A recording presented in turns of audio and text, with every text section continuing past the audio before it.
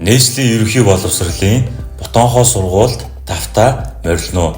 5 дахь хэсэгт бүртгүүлэн зочны үнэмлэх зааварчилгааг авно. Танд аюулгүй ажиллагааны зааварчилгааг хүргэж байна. Аюул ослоос урьдчилан сэргийлэх, онцгой нөхцөл байдал үүссэн үед бэлэн байдлыг хангах, хариу арга хэмжээ авч аюулгүй байдал эрүүл мэндийг хамгаалахад аюулгүй ажиллагааны зааварчилгааны зорилго оршино. Сургуулийн орчинд дараах зүйлсийг хориглоно.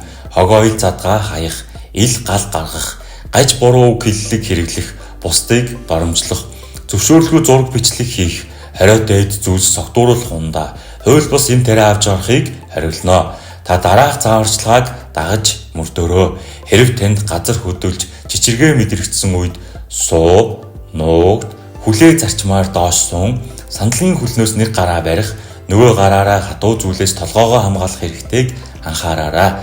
Гал гарч галын тохиолдол дуурсан үед өөрт ойрхон байрлах, аюулгүй гарцаар гарч сургуулийн төв талбайн урд байрлах, цугларах цэгт очно. Сургууль нь дараах 2 гарцтай, хойд хэсэгт байрлах, хойд хаалга, урд хэсэгт байрлах, төв хаалга.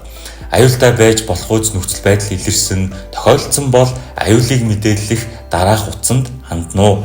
Та бүхэн аюулгүй байдлыг эрхэмлэн тавтай, тухтай зочлоорой. Танд баярлалаа.